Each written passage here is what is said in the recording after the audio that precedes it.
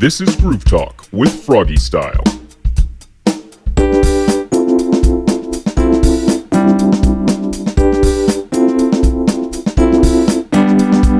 Welcome to another episode of Groove Talk, everybody. On this episode, I am joined virtually by Daniel, Joseph, and Andrew, and they all play in the band Long Time No Time. Woo! Hello. Hey, guys. I guess just to start this off, maybe give us a little bit of background information on yourselves and also the band. Nice. Long Time No Time is a local Calgarian horn band that we formed in 2017. We were all hanging out in music school. Joseph is not an original member of the band. He joined us for this last recording effort. Normally Tom is our trombone player, but he's gone now. But we were all hanging out in the jazz band, and me, Daniel Pelton, was like, hey guys, what if we got together and I wrote some music and we can jam it out, see how it sounds, take it to some bars and see how people like it. And then here we are 4 years later. Yeah, it was awesome. We just jammed twice and we're like, hey guys, we're pretty good. And then I think a month later we did a house show, and then maybe a month after that we played a bar, and it was like, wow, we have 5 songs. We're gonna need some more songs. Yeah. But yeah, it's been a good time. Now we have a couple of projects out, and we got stuff out on the internet, and that means it's forever. We're forever. We're forever. We are eternal. Yeah. Yeah, I watched them play for a few years from the crowd, and then I finally showed them my massive Long Time No Time tattoo, and they let me in the band. Yeah, you wouldn't believe where it is. Yeah, it's so long and big. Yeah. But no, yeah, we went to school together at the UFC, and it's been a great time, and they're great dudes and great music, and it's a lot of fun. Awesome. And I think you guys have been on the podcast before, and I think that was 2 years ago now.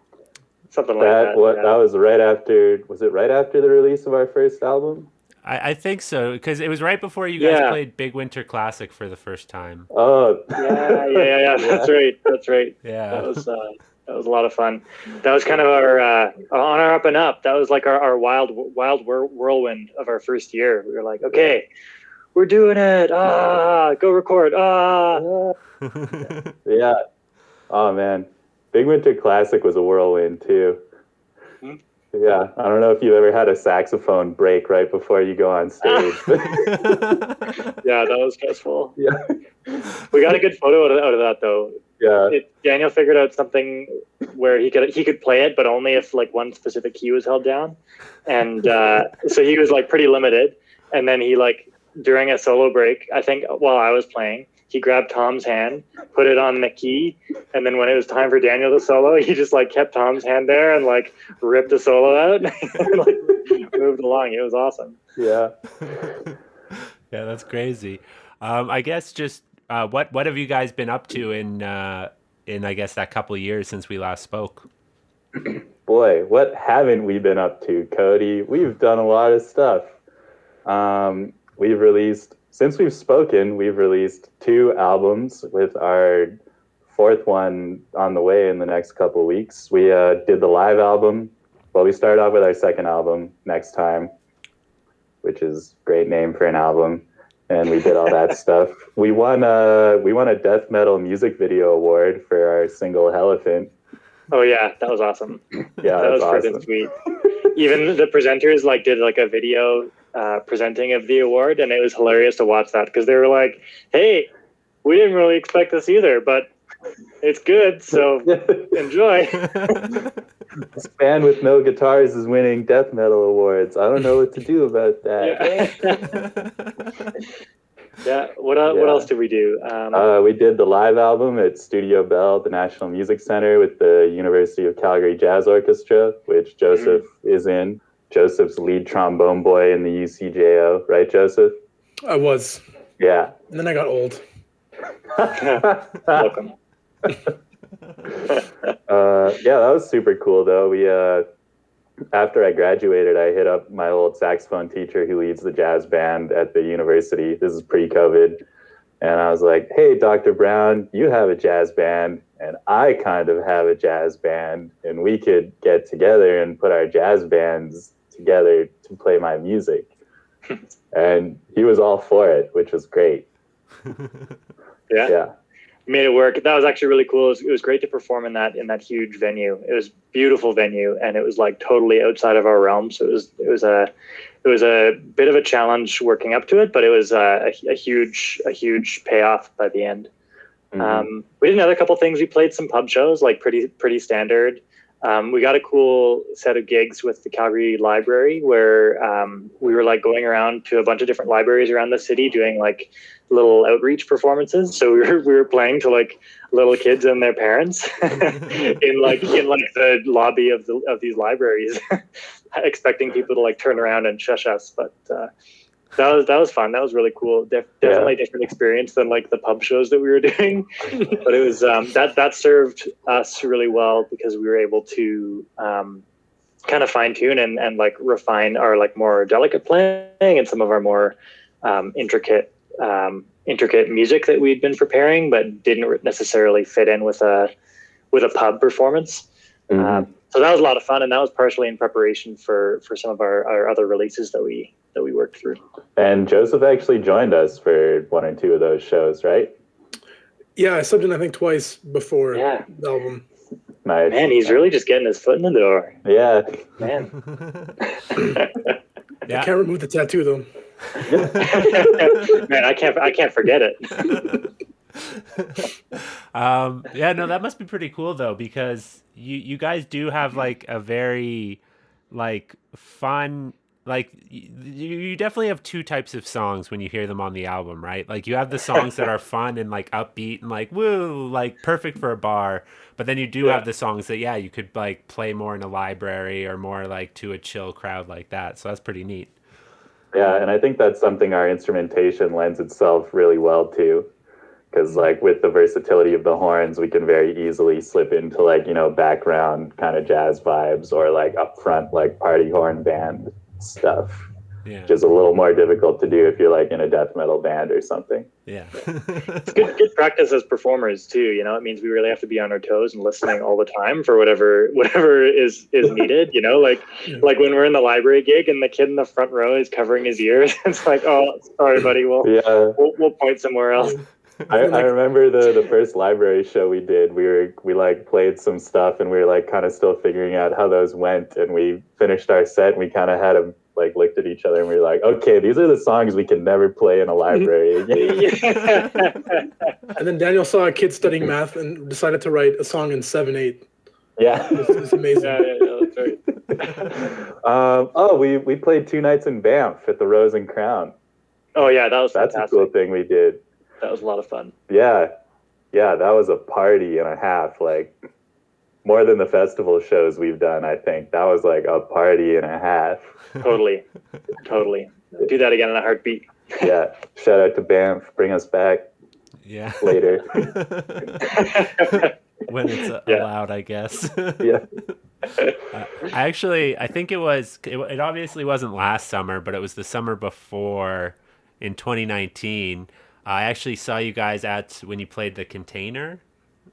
Oh, right. Oh, yeah. Yeah. That was actually, it was awesome because I saw you guys and that was actually my birthday too. So. Hey! Awesome. Happy birthday! we knew that. We knew. We think that was a coincidence. Yeah. No, it wasn't. Of course. So you guys are about to release your next album, and it's called Tough Times. Yeah. So I guess let's talk about that a little bit. How is this album maybe a little bit different from some of your previous releases? Boy, it's different in a lot of ways, and I'll hand this off to Daniel pretty soon as well. But I wanted to sneak in here before he took it away, because obviously it's tough times, and that speaks to the times that we're all existing in. But this project didn't really start like that. We were really just we had some really awesome charts that we wanted to work through and get to a point that was like really, really awesome and worthy of recording and archiving and just having and using that product.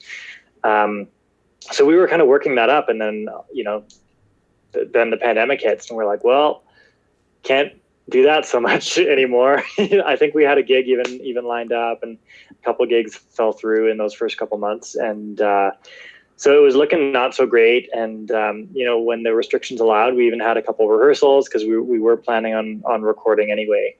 And then things just kind of kept changing and kept shifting. And then the project itself kind of kept changing and shifting.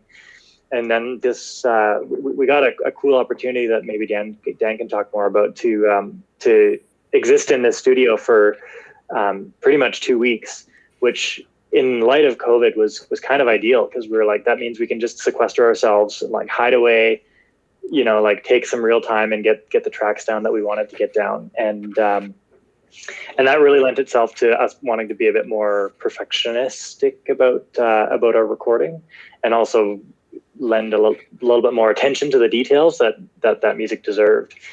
But then, given all the time that we'd spent in our own individual quarantines, we couldn't practice together nearly as much as we wanted to. And then like right up leading to our studio time, we had some real hurdles thrown our way, like a week leading into the studio.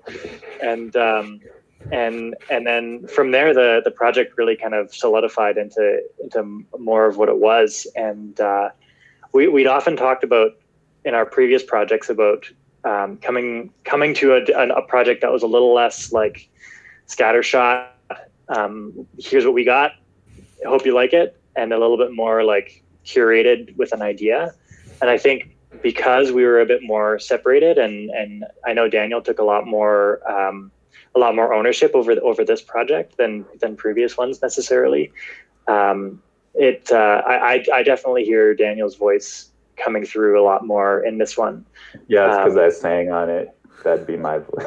Yeah, no. You didn't hear the capital V I put on that. Oh, sorry. Silly Daniel. But yeah, I'll let Daniel tell the rest. Yeah, I think Andrew lined it out pretty well, but tough times when everything shut down, we had been like working on music stuff and kind of questioning the future of Long Time No Time as a band, just because like people were graduating out of school, people were moving in different directions in their lives. We had band members getting married, band members like moving, doing like all kinds of crazy stuff. So we were kind of like, where's the band going? What are we doing? Like, how far do we want to take this? And then COVID happened and we didn't have to answer any of those questions, which was very convenient. And inconvenient in a lot of ways. But. Yeah. But COVID happened, and we hadn't just done, but months prior, we had done our big live recording at Studio Bell with the ECJO.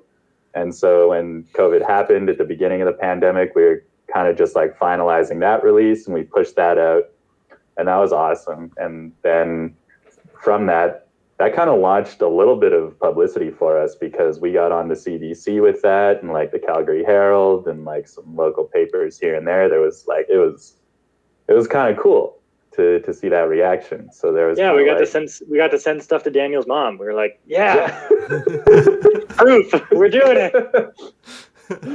It's true. My mother didn't love me until that moment. That's a joke. I have a great mom. Yeah, but it was kind of like that was kind of reassuring. It was like, there's something here. We should keep doing this. We're a good band. Let's see what else we have in the tank. And so I applied for this because AFA grants all got canceled. The Alberta Foundation for the Arts grants all got canceled when COVID happened. And I didn't apply for any of those grants, but this studio in Benalto, Alberta, put out a thing that was like, in light of the cancellation of these grants, we're like offering residencies in our studios for like 1 week, 2 week, 3 week residencies for your projects if you're interested. And so I had these charts, like just 2 charts that were real difficult that I'd like written but never really presented to the band, because I was like, these are really hard. and we have other things that we're working on, and like I'll just put these away until there's a global pandemic and we don't have anything better to do, and then I can bring it. And so I brought out these charts. It was me. No.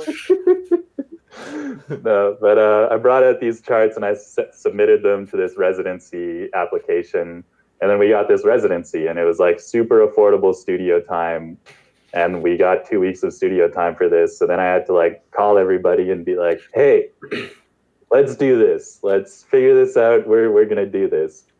And then it was kind of like 6 or 7 months of us being like, all right, here's the charts we're gonna do. Let's work on them. Can we practice? Yes, no, maybe, and all that kind of back and forth before we finally went into studio in Benalto to record what ended up being, how many tracks is the album? Yes. Yes. It's just enough tracks. It's just enough tracks. It's nothing huge, but we had 2 weeks in the studio. And so we were really excited to go to the studio, and we were practicing as we could and like talking about ideas, passing things back and forth. Our trombonist, Tom, was like, yeah, I'm really excited to do this and spend all this time in studio instead of just like the normal 1 or 2 days, like spit out an album as fast as we can kind of thing. And then a week before we went to studio, Tom's job was like putting up Christmas lights and washing windows and stuff. And Tom fell 30 feet off a ladder, broke both his wrists, his foot, his face. And we're laughing as we say this because we know he's okay. So spoiler, Yeah. he's good. He's fine. I didn't laugh, Tom. I didn't laugh. Yeah, Joseph's in the clear. Yeah. But that was terrible and hilarious just because, like, oh, it's a pandemic. It's like all these things have gone wrong, but at least we can all get together and, we can't. Yeah, and so Tom, it also kind of sucked because, like, you get the news. I remember I got home the day that Tom, like, had his accident, and my roommates got the news before I did, and I, like, walked in the door, and they looked at me, and they were like, so Tom's okay? And I was like, shit. Yeah. I don't know if we can cuss on. I was like, swear word. Yeah. And so I was like sad for my friend, but I was also sad because I was like, oh, we're gonna we have this studio time. We like can't really reschedule it. And so I called Joseph because Joseph had been subbing with us on and off over the years, and he's a really good trombone player. He's a solid dude. He's very cool, and he has a big tattoo of us on his. Yeah. ... And so I called Joseph on, and these are hard charts. Like this was music we'd spent months looking at prior. And so I called Joseph. I was like, hey, do you want to come to the studio with us for 2 weeks, play some crazy music, figure this out? And Joseph was super stoked. I cried twice, but yeah. Yeah. So I guess, Joseph, what was it like for you filling in on such short notice for something like this? I mean, in the midst of this pandemic, I'm still dying to play with people. So I was so excited. I was so damn excited. And I was like equally excited to like spend time with people, you know, knowing that we're going to be in a house together. I'm going to hang, like actually play a board game for real, stuff like that. Right. It was exciting. And I was also scared. I had a, musical dilemma of, do I try and I'm not a bass trombone player, and Tom plays bass trombone. So I had the question of, do I emulate what he did and try to make it sound like he's playing on the album, or do I do my own thing? And it took me a while to kind of figure out what to do. And I think I ended up playing more how I would play things, but that was like the apprehension part of it. But overall, it was just like, I was really excited, and it was so fun. Awesome. I guess I know that a couple of times now it's been mentioned that the songs were very hard. They were hard songs. So I guess, did you have any trouble with them at all, like with the amount of time you were given, or? Well, thankfully, if it was like a 1-day session, it would have been really, really hard. But the fact that you have 2 weeks means that you can spend 2 hours on your part on a track, and it's not a huge deal. So that combined with the chart being like really easy to read, like very legible, professionally done, and everyone else knew their part solidly. Overall, it wasn't that bad. It was fun. I mean, it did take a while, but we had a while, so it wasn't that stressful. It was fun. I feel like the trickiest part in fitting Joseph in as well was that choice that you just identified, Joseph, was like, okay, do you do like kind of what's written with Tom in mind as like a bass bone boy, or do you like kind of adapt on the fly and like do what's gonna like you're gonna be able to shine the brightest on, like. Right. And I think we got a good balance, and I think we got a nice healthy dose of Joseph. Yeah, and I love that dose of Joseph. I think that like makes it all sound just a little different, which I think is great for this album. Mm-hmm. Just for the listeners' sake, can we define bass trombone against standard trombone? Because a lot of people probably don't know. So a bass trombone has a trigger that makes it even longer, which means that the instrument can play lower. So typically, if you hear very low, blasty notes, that's like the power of a bass trombone and kind of what makes that unique. I play on the tenor trombone, which is slightly shorter and it's slightly smaller tubing, which means it sounds a bit brighter. So there's some passages where I would play, I was told to play notes very low and in a manner that I can't really emulate. So those were times where I couldn't sound like Tom if I wanted to, so I might bring it up an octave or do something else. So generally, that's like the sound is a lot brighter for me than I can on a bass trombone. So that's the main difference. And that makes it a bit of an interesting group challenge as well when Joseph does make those choices, because the changes in the sound that he's producing impact the choices that Dan and I had made previously as well. So like there were at least a couple times where we were like, okay, if Joseph's going to do that, then like, let's just rearrange that. Check with Daniel. He's like, yep, good. Cool. Let's lay it down. Mm-hmm. Yeah. And that's how you know, like it was a good arrangement, because if I bring up one note up the octave, a quick change and then everything's fine again. It's not like the piece wasn't centered around a bass trombone playing an E, right? It's not a huge deal. So the music is solid. So you can change a little bit here and there and it's still good. So. Oh, you. He just wants back on the next one. Yeah. Doesn't matter. So I guess having that much time in the studio and being all together like that, do you feel like that, I guess, was an asset to the final product? It definitely was. Yeah. Our the longest we've ever spent in studio for an album is like 2.5 days. And the shortest we've ever recorded an album is like 2 hours for the live album, right? So like our normal, because studio time's expensive, and like we're musicians, so we don't have any money. We're like pretty recently students at the time for all this as well. Yeah. Yeah. And so like by the time our normal process is like we rehearse, we write enough songs to like put on an album, and we kind of like have $1 or $2 grand from gigs, and we're like, all right, we need to get these songs done in this amount of money. And for this, it was much better. We were able to experiment with different recording techniques. All previous albums have been just for the sake of time. It's been like everyone in the same room, like live off the floor, like bada bing, bada boom, get her done. And so for this album, we were able to like lay down the drum track, lay down the bass track, and then like we could be as finicky as we wanted laying down horn stuff, right? Like Joseph said, we could take 2 hours, we could take a full day if we want to like get a horn part down for a song. And honestly, I think one of the most strenuous parts about that ordeal, or that not ordeal, but this opportunity that we had was the hard listening that we had the opportunity to take in, because we'd lay down the tracks and then we'd go back into the booth and like listen just hard, and we're like, okay, putting aside all of like what we can do and what we're here to do and what we prepared, like, is this the right thing for the song? What does this need? What is it missing? And we were able to like identify a lot of those gaps too. There's also the struggle of being like overly critical, and you do a take and you're like, oh, it's pretty good. Like say 95% there. And then, okay, let's try again. We redo it. And then you redo it, and then you redo it for like an hour. Yeah. And then you listen back, and then all the takes sound the same. And you just end up using the first take, and now you're chopped. Yeah. And it's like, stuff like that. So it's a different challenge, and you don't want it to lose the excitement of like playing it the first time. So there's a balance there too. Yeah. Yeah, no, for sure. I think anybody who makes music runs into that dilemma, especially when they have just like the endless amount of time to listen to their own stuff.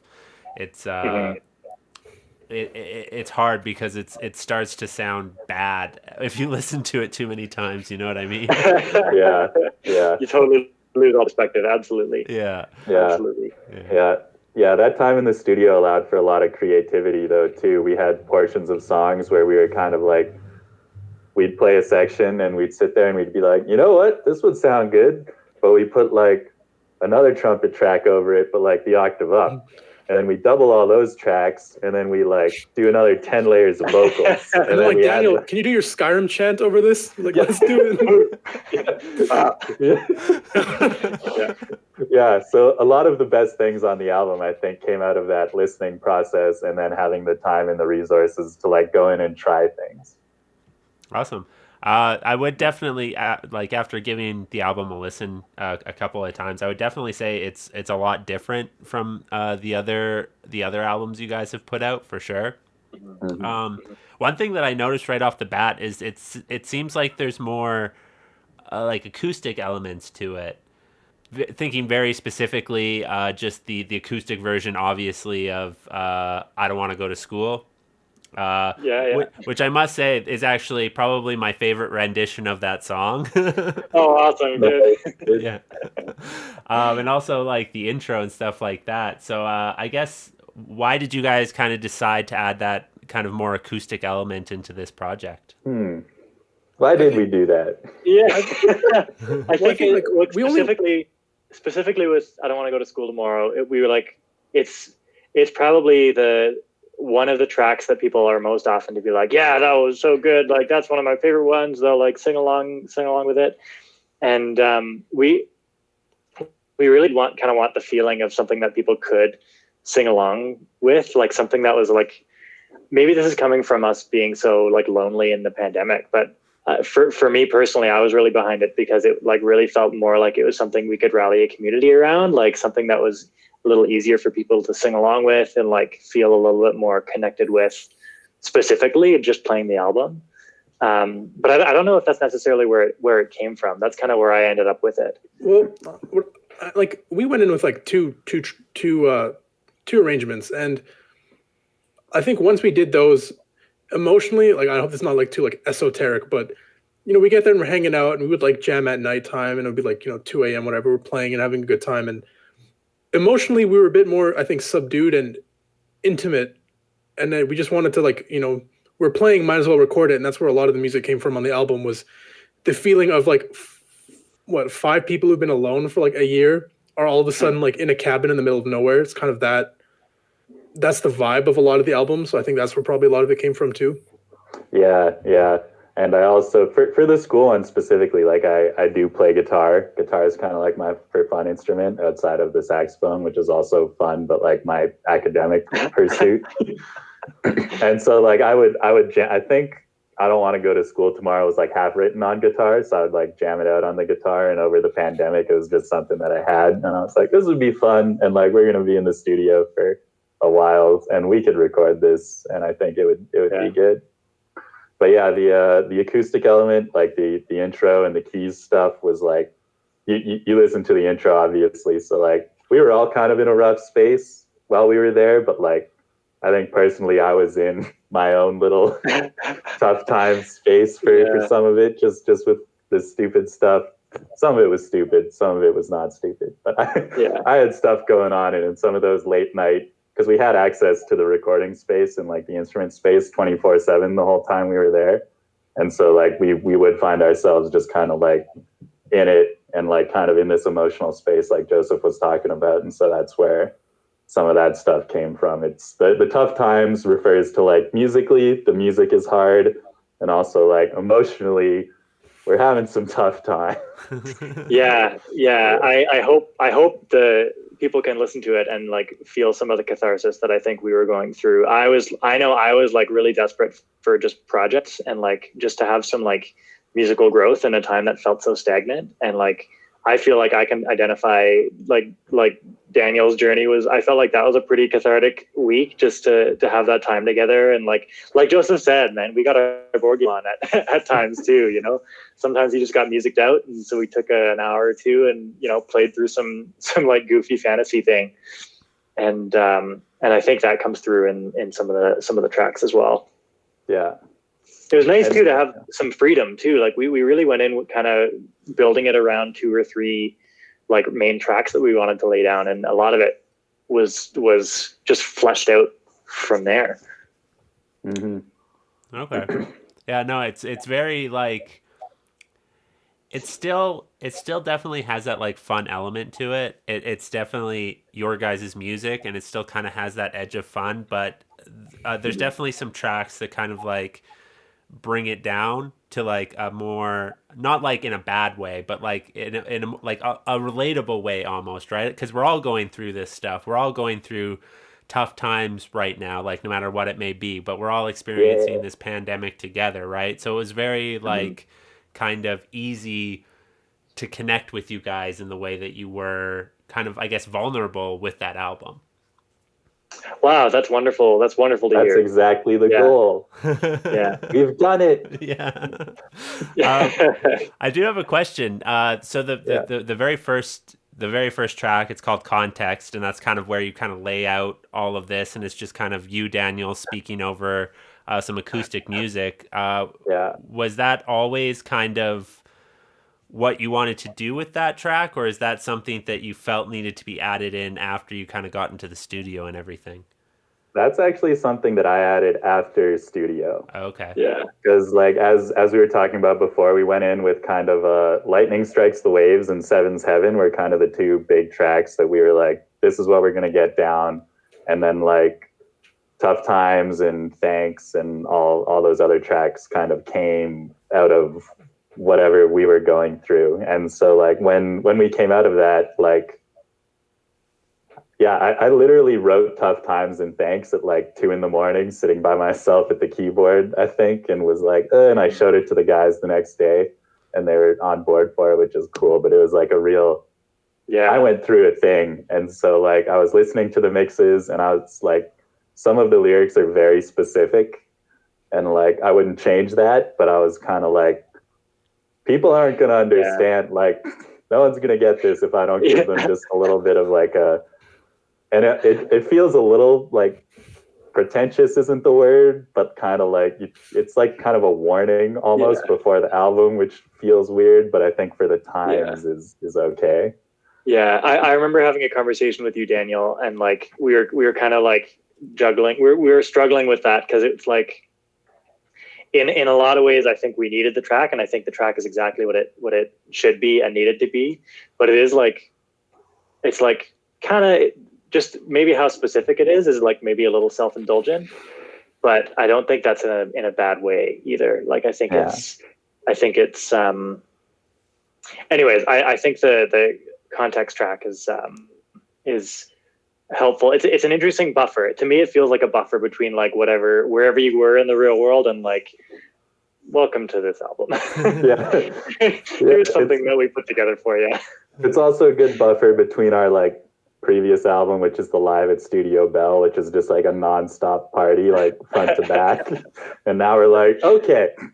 Yeah. Like Whiplash time. Like we're here. We spent so much time like configuring our tracks and our set lists for the pub for like people getting up and dancing and have a good time, and then we're like, no more pubs for now. let's try saying something a little different. Yeah.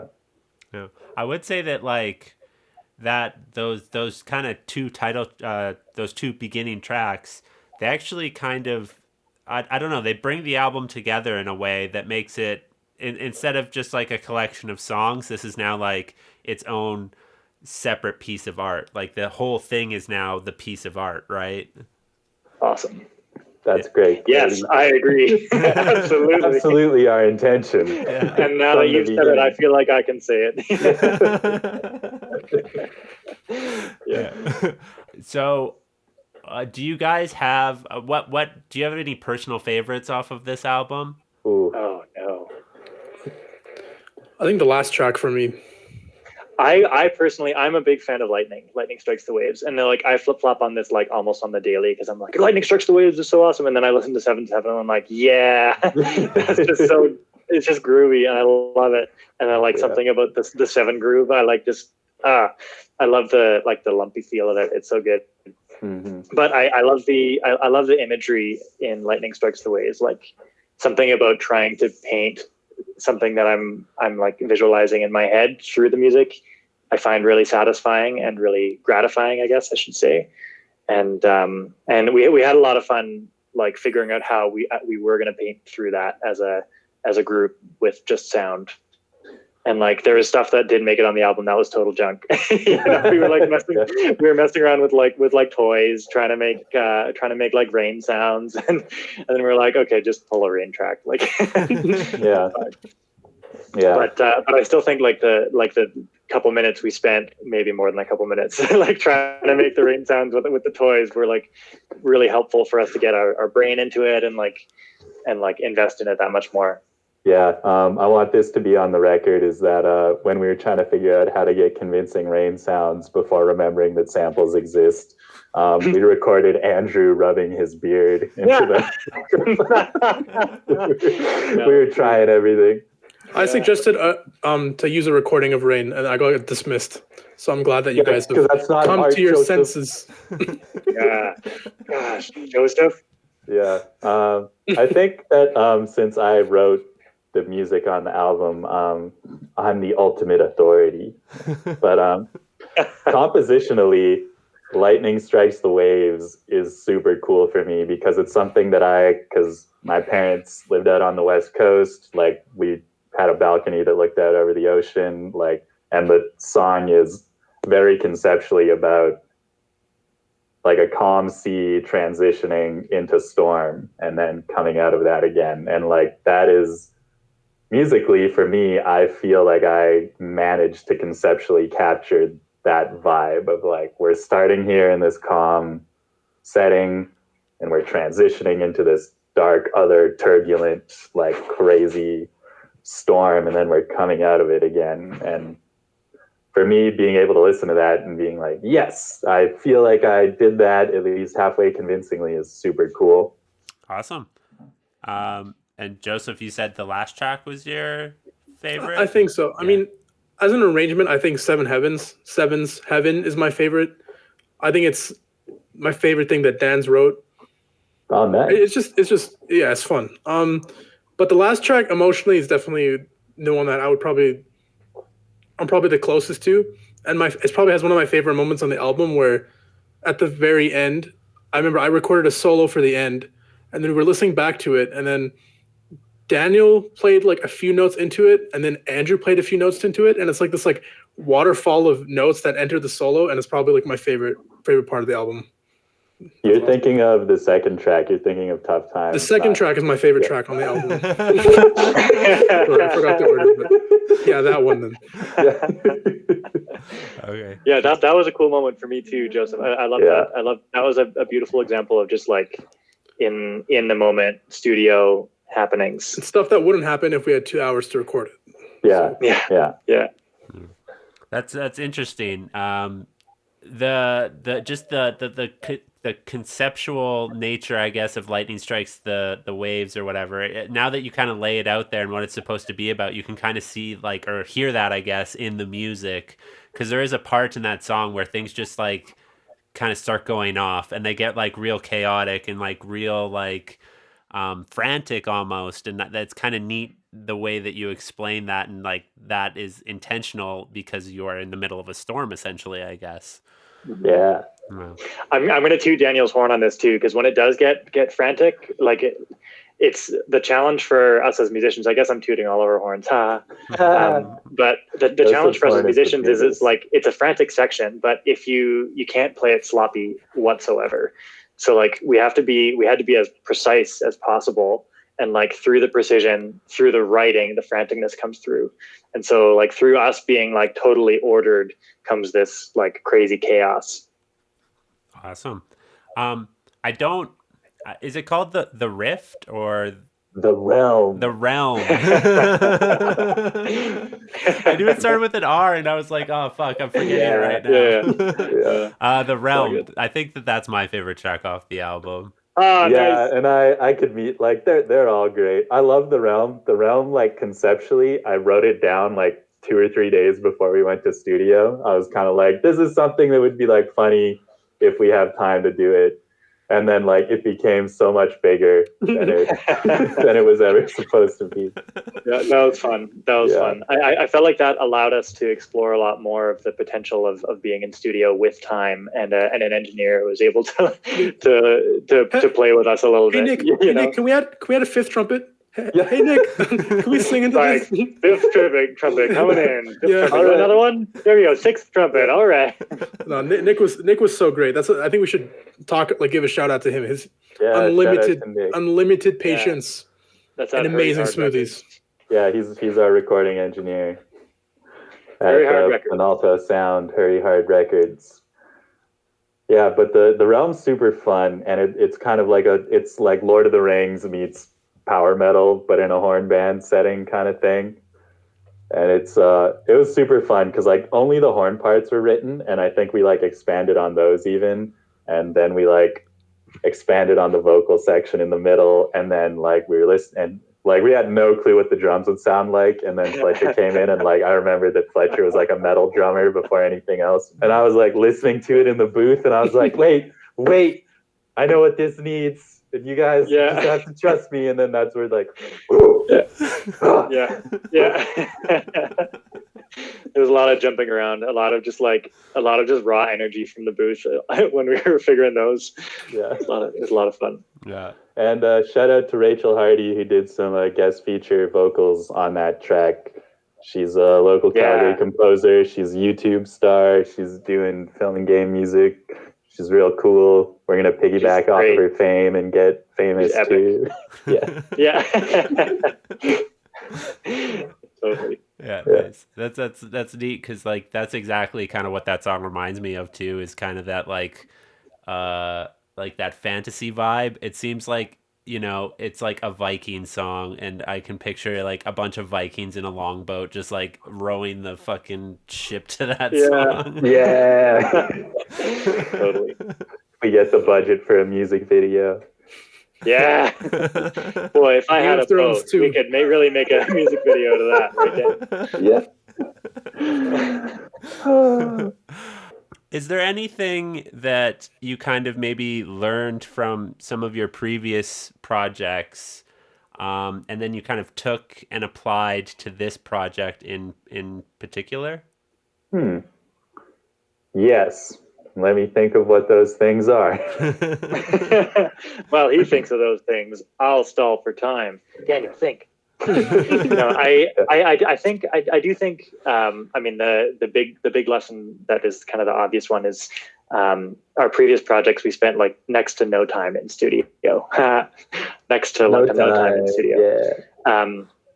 And I think we were happy with that in at the time. I think those were good choices. Like, I'm glad we did that because at the very least, as like an archival approach, we were like able to capture what we were doing and what we were sounding like at that time, at that moment, kind of get that like that performance vibe from the group, and that's where we were at.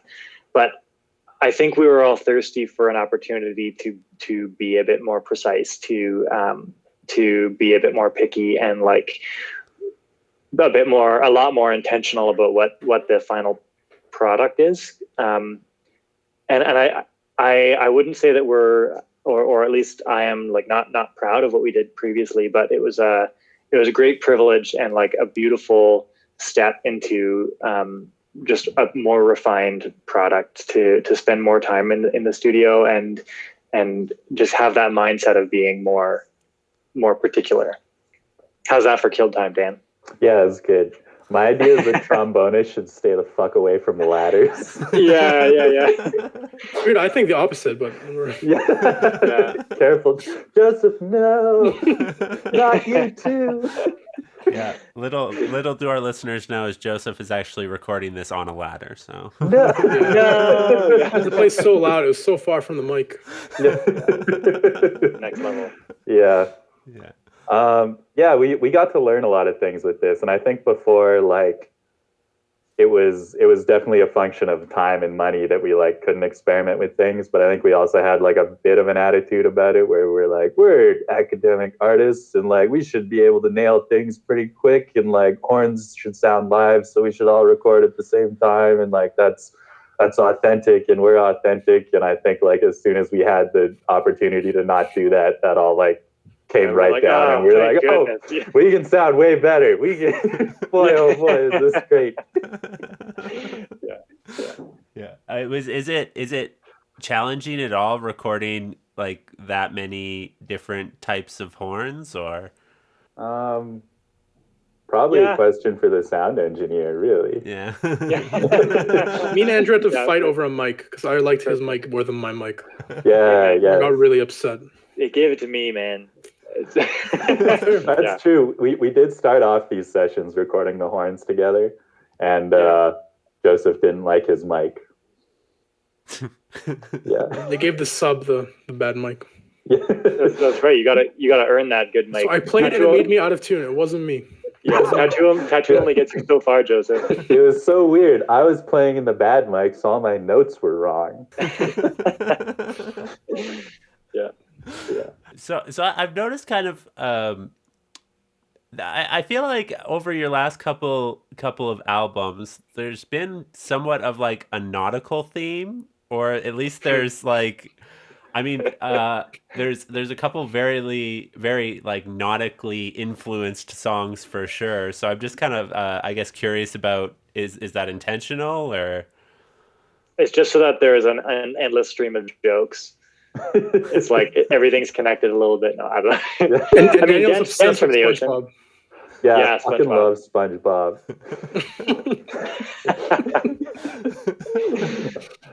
Which might be true, but that's not it. It's a lot of it's just like I really wasn't cognizant of how much my setting influenced my music until I was like writing all these songs about boats in the ocean and like that kind of stuff. I was like, wow, I'm spending a lot of time looking at the ocean, and now there's all this ocean in my music. So like I definitely learned that from Professor Alan Gordon Bell, Juno Award-winning composer from University of Calgary. Shout out. He'll never listen to this, but a big thing that he is very well known for is like taking inspiration from nature and like how do you show nature in music and how do you give the listener like a view into that. And so that's something that's rubbed off on me somewhat, and like it's just it's a cool thing that's happening. I'm here for it. Yeah, no, for sure. It reminds me again, just like there's a couple songs in it, even on the last album, Next Time. There's just a couple songs that it's like this is just a straight up sea shanty, basically. Yeah. Just too early for the TikTok trend. Yeah. I also did get really into like a lot of Celtic and folky bands as in congruence with everything else. And so if I had a boat, I was like, man, all these cool fiddle players and, like these, pipers and whatever, they get to do these cool little reels. No one ever wrote a reel for the saxophone until now. I must say that in this album, or with this next album coming up specifically, there's lots of really cool like soloing I found that was going on within some of the songs, and they were really like well placed and just like really good. So I'm just curious, when you are deciding to put a solo into a song like that, is it like, okay, this person just takes a solo, or do you have the solo planned out? Or I guess how do solos come up and how are they formed? In this album, actually, the only place where we have like solos that are like in our mind solos, I would say, are in the keyboard tracks, the Tough Times and Thanks. Okay. And those happened like extremely organically because I was just like in whatever headspace I was in, and I put down the keyboard tracks, and then we were kind of like, Joseph, you should play. You should play something. No, don't play that. Yeah, that's good. And so that was very just kind of like in the moment. I think what you're referring to in the like super good solos is like in Lightning Strikes the Waves in that breakdown section. Yeah. Also, actually, the one I was really specifically thinking of was actually in Thanks, like at the end there. Yeah. Oh. Cody.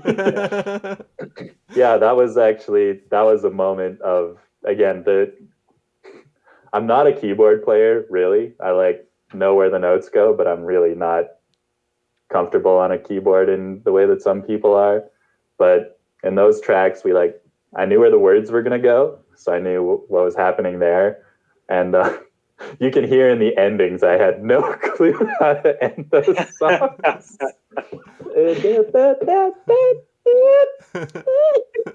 But I played enough to know, like, all right, here are the verses, chorus, verse, whatever. And then I was like recording, and I was like, and we're gonna go, and we're gonna go, and we're gonna go on the. And then I was like, kind of hearing stuff in my head, but not really. And then I was like, and we'll finish it.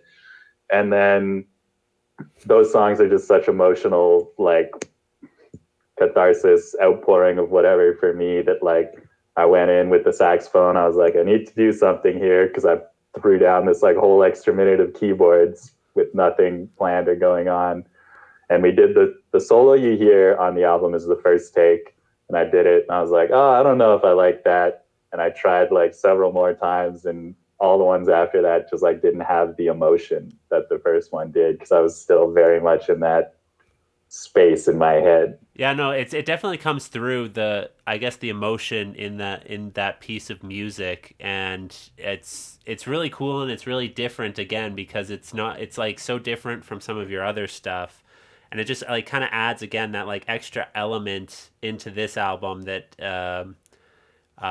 maybe was, I don't want to say lacking, because the other albums are also great. It's just that wasn't there, I guess, in the other albums. Yeah. But just now that we are on the topic of soloing, I'm not a musician, and we're all musicians, Cody. Sing us the song in your heart. But I'm like, anytime I hear like a really good solo, it just kind of like blows me away that like somebody could produce that. And I'm just like so curious, do those happen spur of the moment spontaneously for you guys, or is it stuff that you've like noodled around with before and then you kind of unveil it, or is it like totally planned out? I'm just kind of wondering how I guess solos come about. Joseph, you're kind of the like big jazz boy out of us. I think you should take this one. Well, I suck at soloing, but thank you. It's like wrong. Don't be that guy. Thank you, but you're loved. It's you practice. It's like, I don't know. You're improvising, but really everything you've played, you probably played before at some point, and you work on the changes and you work on various aspects of your musicality, and then eventually when you do solo, you're speaking, but you've also like said these words before, so it's kind of half on the spot, but. If there's changes that I've never seen before, like new chords, I'm not going to like blow over them like a pro, right? Like I need to practice them and then you get better. So in the moment it is made up, but I mean, I've played whatever scale I used on that solo like a million times probably. So it's kind of like you're saying things that you said before, but through the emotional lens of however you're feeling at the time you play it. And like it'll always shift time to time and take to take. Like it's in basically the same way like an actor would run lines and try to find just the right inflection. Like they might say the word indemnity 12 different ways, and indemnity. And 11 and a half of those times they'll be like, no, it's crap. And then the other half of the time they'll be like, that's it. That's the one that we're striving for. And like, if I can land that in the right moment at like just the right thing, it'll hit a stride and people will feel something. I really like Joseph's metaphor, comparing it to speech, because it really is like that. Like you can practice your speech or whatever, and like if you show up at a party and you're like, hey guys, check out all these big words I've learned, and you just like rattle off the dictionary to them, people will be like, Indemnity. yeah, those are big words. Indemnity. Indemnity, but like, what are you actually saying to me, right? So like, it's the struggle between like, what am I actually trying to say, and also like, do I have the ability to say that and to communicate it well so these people can understand it. Okay, cool. Yeah, no, that makes a lot of sense. It's like, I mean, I feel like, I guess that can be compared to, for me with podcasting, for example, I used to be bad at it because I was bad at having conversations with people. And so boy, did you pick a profession, my man. I know. Yeah.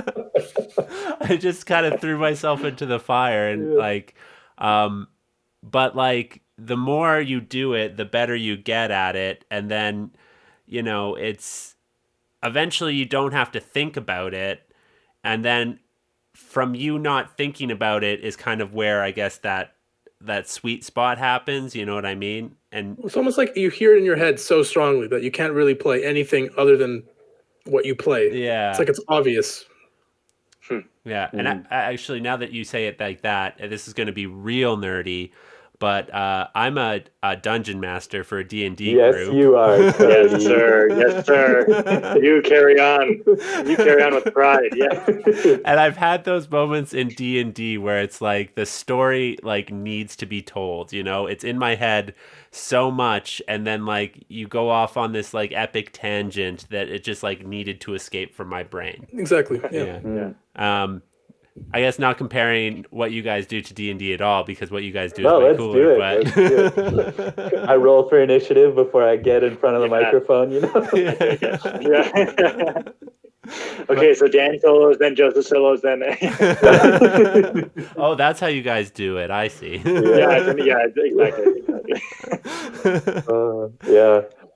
No, it's super interesting though, because especially live, like in the moment, and on recordings too, if you listen to like even the greats, you can hear when someone has like started something that they haven't quite thought through yet.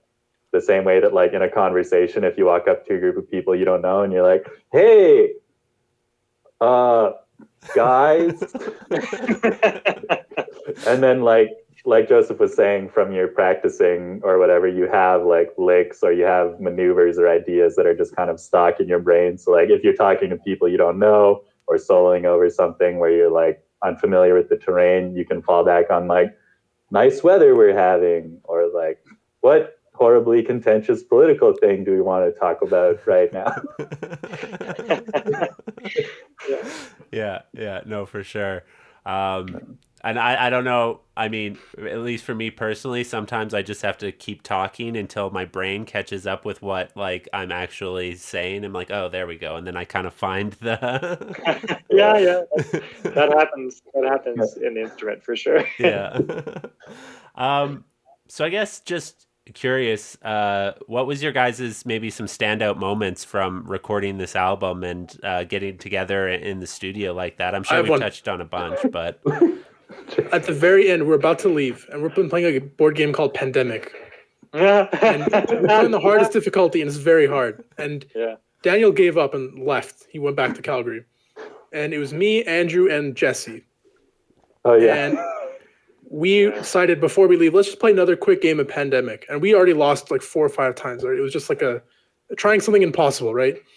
And we did it, and then near the end, we realized, holy crap, we might be able to do this. And I think the last like 5 moves of the game probably took us 3 hours. Well, because we got to that point where we're like, no, there's no way. We're like trying to count the cards. We're like projecting ahead. Galaxy brain prediction. Yeah, exactly. And then we ended up doing it with like on the very last turn, we eradicated disease. It was very Marvel. It was the Doctor Strange. Like, there's one reality in which this actually works out. And we did it, and it was amazing. It's like the highlight of the trip. I think the most productive thing that came out of those 2 weeks, and oh yeah, I will never forget about it. Yeah. My favorite part of recording is when Joseph ate sour cream off the ground. I did not eat it off the ground. They laughed very hard. Okay, we were making nachos and I didn't eat it off the ground. Let's be real here. I have a video. Send me the Green video. onion. Send it. Green Cody, onion. edit that in right now. Of me not eating sour cream. We had good bro times. We had a bunch of boys. We were cooking together and we were hanging out and playing games between student like recording sessions, and that was actually really beautiful because I think spending that time together helped us in the actual musical part of it as well, because we had a little bit more insight into like just the headspace where each of us were. You can't be emotionally vulnerable with people you're not comfortable with. Yeah, and it helps big time that we were all name. drop that we were all like familiar with each other before, but like Joseph, you and I went to school together, like we were in the jazz band together. We were Joseph and I were also in the the jazz band together, so don't try and hog them on but I'm trying to say that like we definitely got a lot closer over the 2 weeks. Like we got to know each other, like exactly. we're homies now. Right. But intimate. I'm not gonna. Oh yeah. I saw that. We don't need to share Joseph's nickname with the world. Please don't. I should. So Joseph, never once. I don't think that Joseph mentioned hot Cheetos while we were recording for 2 weeks. But not for once. some reason, the whole time we were recording, and ever since, we've called Joseph Hot Cheetos Baba Booey. Yeah. And he loves it. He just loves it. Makes no favorite. sense. It doesn't even like, I understand where it came from. I deserve this. No, it doesn't. Yeah. But yeah, hanging out with people was just so great, and playing music with people was like, it's like getting, an arm back. It's a huge thing. And where we were recording, Benalto, Alberta, has like 70 people in it, like tops. And so we were like super close, like living in this house together for the time, but also like when you needed to not be there, like you could leave and you were like all alone. Like you're in the middle of nowhere, Alberta. Yeah. So that was There's nice. good nature right out the window. Yeah. I definitely had some things I needed to get away from, so that was great for me. I couldn't be found even if people were hypothetically looking. Yeah. So I don't know. I think the like non-music things really just like solidified with the music things, and overall the experience was really wonderful, really lovely. I actually have a moment that just stands out to me super well as we were hanging out, and like we were all being quiet, and like everyone was kind of working on their own little thing because we all had like some not recording stuff that we kind of had to work on while we were out there because it was 2 weeks of our lives. And I just remember this like moment of unrivaled like peace where I was just like looking around, taking a break from whatever I was like reading, and I was like, I think we all feel really good right now. And it's been a while since like there's been a moment where everyone in a house is just like it's a wave of calm where it's like we're doing good things, we feel good about each other, we're not worried about anything else that's happening in the world right now, like we just exist in this awesome serene space. Then Joseph ate some fucking sour cream off the ground.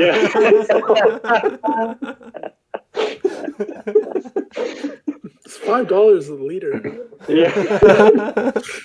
I actually have tons of photos of Joseph like falling asleep in various places in the studio. It's very cute. I was working on my master's application and I was so tired. I'd like finish recording and then I'd stay up way too late.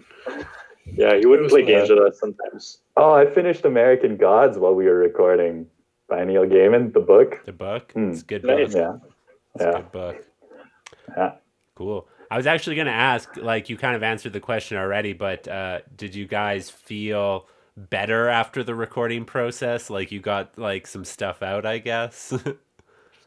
Oh, yeah. It was very rewarding. It was kind of time to go home, but I think I would have said yes to another couple days in studio. Like we'd gone there, we'd done what we wanted to do, and it was just like a nice release to kind of go back to normal life, even though it's not so normal. But it was just such a treat, such a privilege to be able to go like isolate ourselves and like hole up for 2 weeks or a week or however long we were there and just do what we wanted to do. It was awesome. Yeah. Yeah. Yeah, definitely some melancholy, like heading out of that. Mhm. Like when I look back at this past year, I feel like these 2 weeks take a disproportionate amount of my memory. Like it feels like we were there for a lot longer because like more stuff happened in those 2 weeks and like months in this void of Yeah. quarantine. So Yeah, it was intensity. Yeah. There was density of like Hang. focus and yeah, cool. we got to hang out in Sylvan Lake a little bit. Daniel Yeah. fell in love with, and I lost my credit card. It's so fun. Yeah, there was a very nice lady who worked in an apparel store, and She had a really nice wedding ring too. yeah, Joseph teased me about her real good. Oh, it was so that was like the next 3 days just set. Yeah. We were like, yeah, good. So I guess, is there any just kind of final things you guys want to throw out there before we close this out? Stay away from ladders. Yeah. It's not good for anybody. Yeah. Just thank you for listening. It's I'm just excited to have everybody listen and take whatever they can from what we were able to put together. It was I keep saying it was a treat and a privilege, and it really was to put it together. And I hope people enjoy it, even just a fraction of of how much I enjoyed preparing it and getting it ready. Yeah. I would say, please, I bared my heart and soul on this one, so please listen to it and like it, or I'll be so sad. Yeah. Yeah. And like and subscribe and and just like hang out on my Twitch, bros. Yeah. But I think like what we have. whether or not you like our band, which I don't know why you're listening to this if you don't like our band, but like, good for you. You're listening for Cody, man. Yeah. Yeah. Like, really, this is us at our best, and us also in an entirely different space. So like, please, come and find out what it's all about.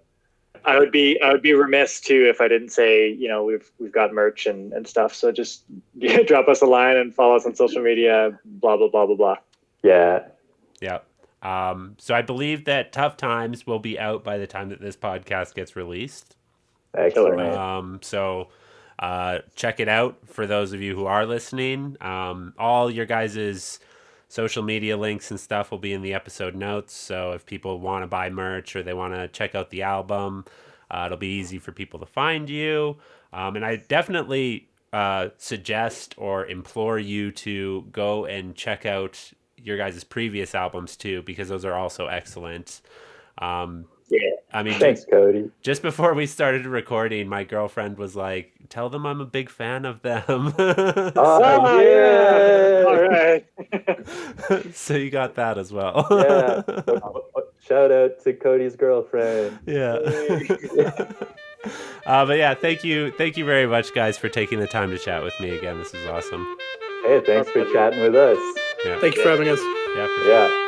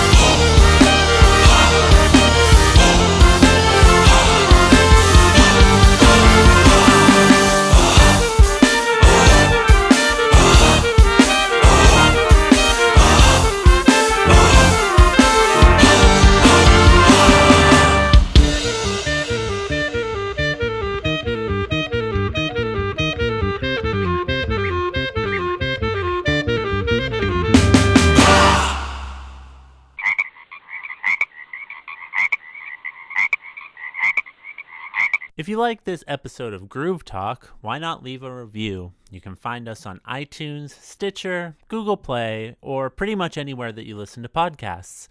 Help us break through those evil algorithms and reach the most amount of glorious listeners that we possibly can. For up-to-date information on the show, you can follow us on Facebook, Twitter, and Instagram. And you can find us at Froggy Style Productions. For more ways to support the show, visit fsproductions.ca.